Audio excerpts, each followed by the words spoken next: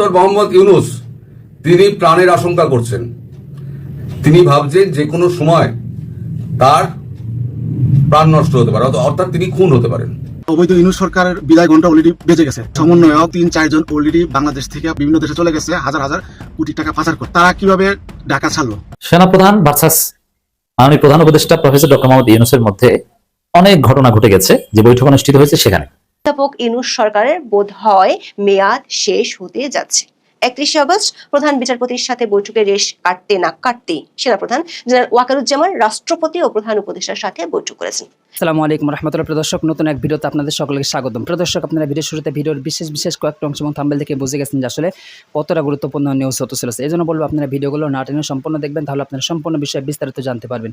চলুন আর কথা না আবার একটা লাইক দিয়ে আমরা সকল বিশ্লেষকের আলোচনাগুলো একে একে দেখে আসি। চলুন। দেশ জুড়ে লাটে উঠেছে আইন শৃঙ্খলা, প্রকাশ্যে চলছে মব সন্ত্রাস। সরকার সমর্থকরাই বলছেন এর চেয়ে জঘন্য আইন শৃঙ্খলা পরিস্থিতি তারা আগে কখনো দেখেনি। এখন রাস্তায় বের হতে হলে তাদের যান হাতে নিয়ে বের হতে হচ্ছে।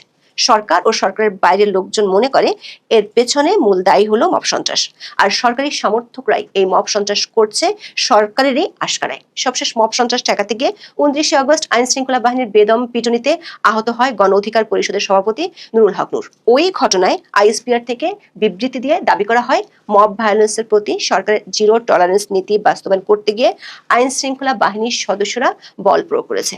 কিন্তু একদিন পর সরকারের পক্ষ থেকে উল্টো দাবি করে বিবৃতি দেওয়া হয়। সরকারের দাবি নূরের উপর হামলা হয়েছে এবং সরকার এর শুধু প্রতিবাদ বা নিন্দাই জানায়নি, বিচার বিভাগীয় তদন্ত কমিশন গঠনের ঘোষণা দিয়েছে। এই ঘটনাকে কেন্দ্র করে পরিস্থিতি ঘোলাটে হয়ে যায়। রাখাইন করিডোর সহ নানা ইস্যুতে সেনা সদরের সাথে যমুনার এমনিতি দূরত্ব তৈরি হয়ে আছে। 29 আগস্টের পর থেকে সে দূরত্ব আরো বেড়েছে যোজন। বিশেষ করে সরকার সমর্থকরা সেনাবাহিনী ও সেনা প্রধান জেনারেল ওয়াকারুজ্জামানকে প্রকাশ্যে হুমকি ধামকি দেন এবং তাদের নিয়ে চরম আপত্তিকর মন্তব্য করেন। এরই মধ্যে একদিনের ব্যবধানে দেশের 3টি বিশ্ববিদ্যালয়ের পরিস্থিতি ভয়ঙ্কর রকম উত্তপ্ত হয়ে ওঠে। বিশেষ করে চট্টগ্রামে সেনাবাহিনীর সহায়তা ছাড়া পরিস্থিতি নিয়ন্ত্রণে আনতে গিয়ে অসহায় হয়ে পড়ে অধ্যাপক ইউনূস ও তার প্রশাসন। অথচ 30 আগস্ট অধ্যাপক ইউনূস তার কিছু ঘনিষ্ঠ উপদেষ্টাকে সাথে নিয়ে বৈঠক করে সেনাবাহিনীর উদ্দেশ্যে চ্যালেঞ্জই ছুড়ে দিয়েছিলেন। বলেছিলেন, যত বড় ক্ষমতাধরই হোক না কেন কেউ রেহাই পাবে না। পরদিন সেনাপ্রধান নজিরবিহীনভাবে প্রধান বিচারপতি সৈয়দ রেফাত আহমেদের সাথে বৈঠক করলে চারদিকে ফিসফাস শুরু হয়। বিশেষ করে যখন চট্টগ্রাম, রাজশাহী ও কৃষি বিশ্ববিদ্যালয়ের পরিস্থিতি মারাত্মক রকমের উত্তাল, তখন সেনাপ্রধান বৈঠক করছিলেন প্রধান বিচারপতির সাথে। এই বৈঠকের খবর গণমাধ্যমে প্রকাশিত হলেও সেনা দপ্তর থেকে সে খবর অস্বীকার করা হয়নি। সরকারের বিবৃতির ভাষা যে পছন্দ হয়নি, সে বার্তাও সেনা দপ্তর থেকে যমুনায় পাঠানো হয়। অধ্যাপক ইউনূস ও তার মিত্ররা বুঝতে পারে পরিস্থিতি আওতার বাইরে চলে যাচ্ছে। সামাল দিতে সেই পুরনো আয়োজন 2 মিত্র আর বিএনপির সাথে বৈঠক। 2 মিত্রকে অধ্যাপক ইউনূস জানিয়েও দিয়েছেন তার সরকারের মেয়াদ ফুরিয়ে আসছে প্রায়। জাতীয় পার্টিকে নিষিদ্ধের নাটকটা পুরোটাই বুমেরাং হয়ে গেছে। 3 রাজনৈতিক দলের সাথে বৈঠক শেষে অধ্যাপক ইউনূস তার ঘনিষ্ঠ কয়েকজন উপদেষ্টার সাথে বৈঠক করেন। এরপর যোগাযোগ করা হয় সেনা সদরে। 1 সেপ্টেম্বর সেনা প্রধান জেনারেল ওয়াকারুজ্জামান বেলা 11টার পর যমুনায় গিয়ে অধ্যাপক ইউনূসের সাথে সাক্ষাৎ করেন। এরপর তিনি দেখা করেন রাষ্ট্রপতি ও প্রতিরক্ষা বাহিনীর সর্বাধিনায়ক মোহাম্মদ শাহাবুদ্দিনের সাথে। সেনা দপ্তর থেকে বিবৃতি দিয়ে বৈঠকের কথা জানানো হয়। এমন খবরে একদিন আগে চাওয়ার হওয়া ফিসফাস আরো বাড়তে থাকে। সূত্রগুলো বলছে, সেনাবাহিনীর পক্ষ থেকে মব সন্ত্রাস আর আইন শৃঙ্খলা পরিস্থিতির চরম অবনতির চিত্র সরকার প্রধানের কাছে তুলে ধরা হয়েছে। মানবাধিকার সংগঠন মানবাধিকার সংস্কৃতি ফাউন্ডেশন বা MSF এর প্রতিবেদনে বলা হয়েছে, গেল জুলাইয়ের চেয়ে আগস্টে আইন শৃঙ্খলা পরিস্থিতির অনেক অবনতি হয়েছে। বেড়েছে গণপিটুনিতে মানুষ হত্যা, সাথে যোগ হয়েছে সাংবাদিক হত্যা। এর পেছনে আছে সরকারি মব বাহিনী। পুলিশ সরকারের পছন্দ ও ডিরেকশন অনুযায়ী কারো উপর চড়াও হলেও নিজেদের মিত্রদের মবের পক্ষে দাঁড়াচ্ছে সরকার। সেনাবাহিনী অ্যাকশন নিতে গেলে আগে সেনাবাহিনীর নামে বিশুদ্ধকর করত সরকারি মব বাহিনী, এখন সেখানে যোগ দিয়েছে স্বয়ং সরকারি। বিবৃতি দিয়ে সেনাবাহিনীকে দোষারোপ করা হচ্ছে। সেনা দপ্তর থেকে পাঠানো বিবৃতিতে 2টি বৈঠককে বলা হচ্ছে সৌজন্য সাক্ষাৎ হিসেবে। দাবি করা হয়েছে জেনারেল ওয়াকার 21 থেকে 28 আগস্ট পর্যন্ত চীন সফর করেছিলেন। সেই সফর সম্পর্কে রাষ্ট্রপতি এবং প্রধান উপদেষ্টাকে অবহিত করতে তিনি যমুনা ও বঙ্গভবনে গিয়েছিলেন। তেমন হলে বৈঠকটি পূর্ব নির্ধারিত থাকার কথা ছিল, কিন্তু 2 দপ্তরের সূত্রগুলো বলছে সেনাপ্রধান গত 2 দিনে যে 3টি বৈঠক করেছেন তার কোনোটি পূর্ব নির্ধারিত ছিল না। অধ্যাপক ইউনূসের সাথে বৈঠকের আগের দিন সেনাপ্রধান তার দপ্তরে বাহিনীর জেনারেলদের সাথে বৈঠক করেছিলেন। দেশের আইন শৃঙ্খলা পরিস্থিতি, মব সন্ত্রাস, সরকারি মিত্রদের রাজনীতির নামে নানা নাটক, এসব নিয়ে দেশের মানুষের মতো সেনা সদরও বিরক্ত। অধ্যাপক ইউনূসকে সে বার্তা দেওয়া হয়েছে, পরিস্থিতি ঠিক করতে 2 সপ্তাহ সময় পাবে অধ্যাপক ইউনূসের সরকার। এর মধ্যে 3টি কাজ করতে হবে। এক, মবের পক্ষে জয়গান না গেয়ে মব ভায়োলেন্সে জড়িতদের বিরুদ্ধে ব্যবস্থা নিতে হবে এবং মবের হাতে লাঞ্ছিত হয়ে যারা গ্রেপ্তার হয়েছেন তাদের মুক্তি দিতে হবে। দর্শক, সবশেষ গত 28 আগস্ট মঞ্চ 71 অনুষ্ঠানে মব সন্ত্রাস যারা চালিয়েছিল তাদেরকে গ্রেপ্তার না করে সরকার গ্রেপ্তার করে জেলে পাঠিয়েছে মুক্তিযোদ্ধা, শিক্ষক ও সাংবাদিকদেরকে। দেশের আইন শৃঙ্খলা পরিস্থিতি নিয়ন্ত্রণে আনার জন্য সেনাবাহিনী যে জিরো টলারেন্স নীতির কথা বলেছে সেটাতেই সরকারকে সায় দিতে হবে।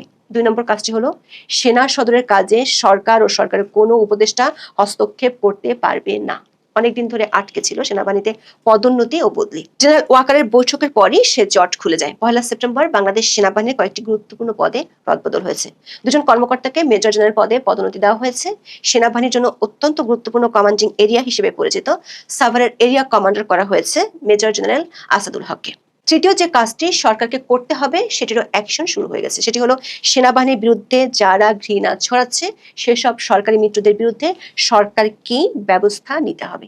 সেনাবাহিনীর বিরুদ্ধচারণ করে সরকারের পক্ষ থেকে আর বক্তব্য দেয়া যাবে না। বাহিনীর কোনো সদস্য অপরাধ করলে সেনা আইনে যেমন বিধান আছে সেভাবেই তার অপরাধের তদন্ত বিচার করতে হবে। দর্শক, প্রধান উপদেষ্টার সঙ্গে সেনা প্রধানের বৈঠক নিয়ে সরকারের ভাষ্য এবং আইএসপিআর যে আলাদা বিবৃতি দিয়েছে সে দুটো বিবৃতি একটু ক্রিটিক্যালি দেখলে 3টি শর্তের কথা আজ করা যাবে, পাওয়া যাবে সরকার অবস্থান থেকে সরে আসার ইঙ্গিত। নূরের উপর লাঠিচার্জের ঘটনা নিয়ে 2 দিন আগে প্রধান উপদেষ্টার দপ্তর ক্ষোভ ঝেড়েছিল সেনাবাহিনীর উপর, কিন্তু 1 সেপ্টেম্বরের বিবৃতিতে এর কোনো ছোঁয়াই পাওয়া যায়নি, বরং সেনাবাহিনীর ভূমিকা নিয়ে রীতিমতো উচ্ছ্বসিত ডক্টর মোহাম্মদ ইউনূস। প্রধান উপদেষ্টার কার্যালয়ের বিবৃতিতে বলা হয়, বৈঠকে প্রধান উপদেষ্টা বর্তমান পরিস্থিতিতে বেসামরিক প্রশাসনকে সহায়তায় সেনাবাহিনীর ভূমিকা নিয়ে আলোচনা করেন। তিনি আইন শৃঙ্খলা রক্ষায় সেনাবাহিনীর ধারাবাহিক অবদানের জন্য কৃতজ্ঞতা জানান। অথচ 2 দিন আগে মব সন্ত্রাসীদের উপর বল প্রয়োগের কথা বলেছিল সেনাবাহিনী, আর সরকার বিবৃতি দিয়ে ওই বল প্রয়োগকে বলেছিল গণতান্ত্রিক আন্দোলনের স্পিরিটের উপর আঘাত। 2 দিন আগে ছিল যেটা প্রচ্ছন্ন হুমকি, সেটি এখন হয়ে গেল কৃতজ্ঞতা।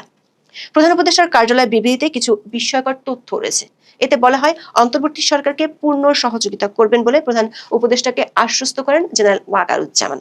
তিনি প্রধান উপদেষ্টাকে চারদিকে ছড়ানো গুজবে কান না দেওয়ার অনুরোধ জানান। প্রশ্ন হলো, সেই গুজবটি কি? আবার বিবৃতির এই ভাষা থেকে বোঝা যায় প্রধান উপদেষ্টা নিজেও গুজব নিয়ে অস্বস্তিতে ভুগছেন আর তাকে আশ্বস্ত করছেন সেনাপ্রধান। দর্শক, এমন অস্পষ্ট অস্থিরতার মাঝে আইএসপিআর দিয়েছে নতুন বিবৃতি। ডক্টর মোহাম্মদ ইউনূস তিনি প্রাণের আশঙ্কা করছেন। তিনি ভাবছেন যে কোনো সময় তার প্রাণ নষ্ট হতে পারে, অর্থাৎ তিনি খুন হতে পারেন। এই অবস্থায় তিনি আর কোনো রাস্তা না দেখে এখন প্রণয় ভার্মা মারফত, মানে আমাদের যে হাই কমিশনার রয়েছে বাংলাদেশ ঢাকাতে, তার মারফত ভারতের সঙ্গে যোগাযোগ করে সেফ এক্সিট চেয়েছেন। ভারত সেখানে 3টি শর্ত দিয়েছে। আমি পুরোটাই আপনাদের বলছি। এখন আমি যদি বলি তাহলে আপনারা বলবেন যে আমি সমস্ত গাঁজা গুল গল্প আপনাদের ছেড়ে দিই। তো এখন তাহলে যদি বলতে হয় তাহলে পরে ওই রেকর্ডগুলো আপনাদের শোনাতে হয়, সেটা তো আমার পক্ষে সম্ভব নয় শোনানো। তাই আপাতত যাদের গাঁজাগুলি মনে হবে তারা এই ভিডিওটা থেকে এখনই বেরিয়ে যান, আর যাদের মনে হবে যে না সত্যি দেশের অবস্থা এখন খারাপ, যে কোনো সময় যা কিছু হতে পারে, তারা এই ভিডিওটা দেখুন। এটা আমি শুরুতেই বলে দিচ্ছি সময় নষ্ট না করার জন্য, কারণ আপনাদের বেকার সময় নষ্ট হবে, সেটা আমিও চাই না। আজকে ভিডিওটা করবো না বলেই ঠিক করেছিলাম যে আমি কোনো ভিডিও আজ করবো না। আজ লেথার্জি লাগছে, এটা অদ্ভুত। এই খবরটা পাওয়ার পরও কাল অনেক রাত অব্দি জেগেছিলাম। তো তারপরেতে আপনার দেশের সাজ্জাদ কাদির ভাই, তার সঙ্গে একটু কথা হলো। তিনি যখন এটা শুনলেন তিনি বললেন, না দাদা এই খবরটা অত্যন্ত জরুরি, এই খবরটা আপনাকে করতেই হবে, এই খবরটা আপনি করুন। তো একবার তারই জোরাজোরিতেই আমি কিন্তু বসেছি, এটা বলতে পারেন। এখন ব্যাপারটা হলো, কালকে যে ঘটনাগুলো ঘটেছে আমি সেটা নিয়ে মিটিংয়ে একটা ভিডিও করেছিলাম। এখানে বেশ কয়েকটা মিটিং ফিটিং হয়েছে, একটা সেনাপ্রধান এবং প্রধান বিচারপতি, তারপর পিএসওর সঙ্গে একটা বৈঠক, বেশ হুমকি টুমকি দিয়ে এসছেন পিএসও। আর তৃতীয় হচ্ছে রাজনৈতিক দলগুলো নির্বাচন নিয়ে। এখন জামাত আর এনসিপি গিয়ে আচ্ছা করে কোর্টে এসছে এই মোহাম্মদ ইউনূসকে নির্বাচন দিলে গন্ডগোল হয়ে যাবে। আর বাকি যে 3টে দল আছে সেই 3টে দল এবার গিয়ে নির্বাচনের দাবি করে এসছে। এখন মোহাম্মদ ইউনূস করেছেন ফাপড়ে, তিনি এখন মুনয় বার্মাকে বলছেন ফোন করে, তারপরে এই সমস্ত মিটিং হয়ে যাওয়ার পরে রাত্রিবেলা, যে আমি এখন কোন দিকে যাই, আমি যদি নির্বাচন দিই ফেব্রুয়ারিতে তাহলেও আমি খুন হব, আর যদি নির্বাচন নাও দিই তাহলেও আমি খুন হব। এবার আমার একমাত্র বাঁচার উপায় হলো দেশ ছেড়ে পালানো। আপনি এমন একটা কিছু ব্যবস্থা আমায় করে দিন যাতে আমি দেশ ছেড়ে আমি পালাতে পারি। বিনয় বার্মা বলেছেন যে এটা তো আমার ব্যাপার নয়, এটা তো আমাদের দেশের ব্যাপার। ঠিক আছে, আমি কথাবার্তা বলছি, আমি আপনাকে পরে জানাচ্ছি।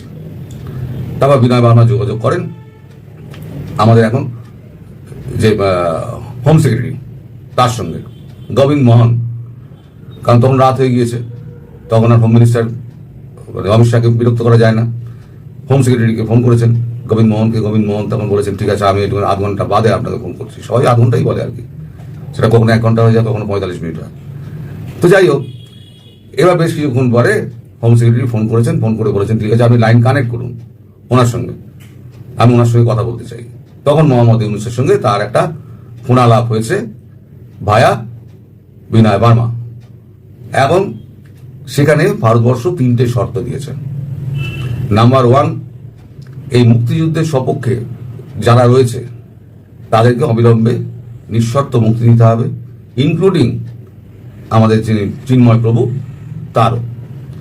আর জামিনে মুক্তি দিয়ে আবার বেরোলি আবার যেন জামিন মানে আবার গ্রেপ্তার না হয় সেই ব্যবস্থা কিন্তু করতে হবে, সেটা আপনাকেই করতে হবে। নাম্বার 2, আপনাকে পিসফুলি আপনাকে ক্ষমতা হস্তান্তর করতে হবে, শান্তিপূর্ণভাবে ক্ষমতা হস্তান্তর করতে হবে। আর 3 নম্বর হচ্ছে আপনি ভারতবর্ষ হয়ে, ভারতবর্ষের টার্মিনাল হয়ে অন্য কোথাও যেতে পারেন, ভারতবর্ষে আপনি একদিনও থাকবেন না এবং আপনার সঙ্গে আর কেউ যাবে না, এই গ্যারান্টি আপনাকে দিতে হবে। আর যদি আসে, যে আসবে তাকে আমরা অ্যারেস্ট করে নেব, কিন্তু পুরোটাই হবে এই 3টে শর্ত পূরণ করার মধ্যে দিয়ে। এই যে মুক্তিযুদ্ধের সপক্ষে কথা বলার জন্য এই যে লাস্টে 15 জন পান্না সহ 15 জন কলিমুল্লাহ সাহেব, তা কলিমুল্লাহ সাহেবকে তার আগে ধরেছে। এই পান্না আর কলিমুল্লাহ সাহেব যতক্ষণ না ছাড়া পাচ্ছে না, বাকি সাংবাদিকরা ছাড়া পাচ্ছেন, ততক্ষণ আমি একবারে জমদূতের মতো ওই মোহাম্মদ ইউনূস আর ওই আমাদের অধ্যাপক 26 লক্ষ তার পিছনে আমি লেগে থাকবো, আর দেখবো অধ্যাপককে কে জামিন দেয়। তো যাই হোক, প্রসঙ্গে ফিরে আসি। তখন মোহাম্মদ ইউনূস প্রশ্ন করেন যে আমি ক্ষমতাটা হস্তান্তর করবো কাকে? তখন গোবিন্দ মোহন বলেন সে ব্যবস্থা আপনাকে ভাবতে হবে না, আপনার ক্ষমতা হস্তান্তরের সময় মতো আপনি ইঙ্গিত পেয়ে যাবেন, তার কাছে হস্তান্তর আপনি করবেন, করে আপনি যাবেন এবং ইনক্লুসিভ একটা নির্বাচন হবে। এখন ব্যাপারটা হচ্ছে মোহাম্মদ ইউনূস এখন ভাবছেন তিনি এখন কি করে এই সব পক্ষকে ঠান্ডা করে, এই বিশেষ করে আসিফ নজরুলের অবস্থা তো খুব খারাপ। যে কোনো দিন যে কোনো সময় যে মবের সৃষ্টির নায়ক সে মবের শিকার হবে, আমার কথা মিলিয়ে নেবেন। এই যে কোনো দিন ও মবের শিকার হবে, যেখানে যাচ্ছে সেখানে ভুয়া স্লোগান হচ্ছে, সেখানে আটকে যাচ্ছে। আগে মঞ্চে উঠে উদাত্ত কণ্ঠে ভাষণ দিতেন, এখন খাঁচার ভেতর দিয়ে জানলা দিয়ে এখন ভাষণ দেন। কোথাও গিয়ে মুখ চুন করে পেছন দরজা দিয়ে পালিয়ে যাচ্ছেন, কোথাও ঘেরা হয়ে বসে থাকছেন, তাকে উদ্ধার করা হচ্ছে, এই হচ্ছে তার অবস্থা। এটা নির্লজ্জ একেবারে। তো এটা তবু পদত্যাগ করবে না, দেহত্যাগ না করলে পদত্যাগ করবে না। এই দেহত্যাগ তো করতেই হবে, আর পদত্যাগের আগে পদত্যাগ করে তারপরে দেহত্যাগ করবে। আগে পদত্যাগ করো, তারপর দেহত্যাগ হবে। তো যাই হোক, আর নইলে দেহের সঙ্গে সঙ্গে পথ যাবে, শেষটা হচ্ছে দেহের সঙ্গে সঙ্গে পথ যাবে। তো এখন মোহাম্মদ ইউনূস এখন এই যে তিনটে শর্ত আছে, এই 3টে শর্ত নিয়ে এখন কার সঙ্গে আলোচনা করবেন এখন তিনি খুঁজে পাচ্ছেন না, কারণ তিনি এখন কাউকে বিশ্বাস করতে পারছেন না। তিনি কারোর সঙ্গে এখন কথা বলেন না, কাউকে বিশ্বাস করেন না, কারণ সবাই এসে তাকে এখন করকে যাচ্ছে। একটা এমন সময় এসছে, ইন্টারন্যাশনাল খিলাড়ি, সে তো সবাইকে ধমকাতো, লক্ষ লক্ষ মানুষ নাকি তাকে একবার মাথায় তুলে নাচতো। তাই এখন তার এমন অবস্থা, সে এখন ভয় সিটকে যমুনার মধ্যে বসে আছে, সে এখন মানে ভয়ে কারোর সঙ্গে দেখা করছে না, কাউকে বিশ্বাস করে না সে। এই ডিজিএফআই থেকে আরম্ভ করে এই যত মানে রয়েছে, যারা জোর করে ঢুকে যায় তাদের আলাদা কথা, নইলে উনি কাউকে অ্যালাউ করেন না এই অবস্থায়। তো আপাতত যেটা দাঁড়াচ্ছে সেটা হচ্ছে মোহাম্মদ ইউনূসের বিদায়। এবার কতগুলো 3টে শর্তের মধ্যে দাঁড়িয়ে রয়েছে, এই 3টে শর্ত পূরণ হয়ে গেলে মোহাম্মদ ইউনূস যে কোনো দিন দেশ ছাড়বেন এবং দেশ ছেড়ে উনি প্রাণটা বাঁচাবেন। অবৈধ ইউনূস সরকারের বিদায় ঘন্টা অলরেডি বেজে গেছে। সমন্বয়ক 3-4 জন অলরেডি বাংলাদেশ থেকে বিভিন্ন দেশে চলে গেছে, হাজার হাজার কোটি টাকা পাচার করে। গত 5ই আগস্ট, যে জুলাই আগস্টে যে সন্ত্রাসী যে হামলা হয়েছে, একটা জঙ্গি অভ্যুত্থান, ওই সন্ত্রাসী সমন্বয়ক 3-4 জন অলরেডি বাংলাদেশ থেকে পাড়ি দিছে। তারা বিদেশে বিভিন্ন দেশে চলে গেছে, হাজার হাজার কোটি টাকা পাচার করে। প্রশ্ন হলো আইন শৃঙ্খলা বাহিনীর কাছে তারা কিভাবে ঢাকা ছাড়লো? সারা বাংলাদেশে এত অপরাধ করছে, মব কিলিং, হত্যা, দর্শন, নির্যাতন করছে, এই সমন্বয়করা কিভাবে দেশ ছেড়ে পালাবে? প্রিয় দর্শক, আপনারা একে একে সকল বিশ্লেষকের বক্তব্যগুলো শুনলেন। অবশ্যই আপনারা বুঝতে পারছেন যে আসলে কতটা গুরুত্বপূর্ণ নিউজ ছিল। যদি আপনাদের কিছু বলার থাকে এখানে অবশ্যই কমেন্ট বক্সে জানিয়ে দেবেন। আরও এরকম নিত্য নতুন আপডেট নিউজ পেতে আমাদের চ্যানেলটি সাবস্ক্রাইব করে পাশে থাকবেন। ধন্যবাদ।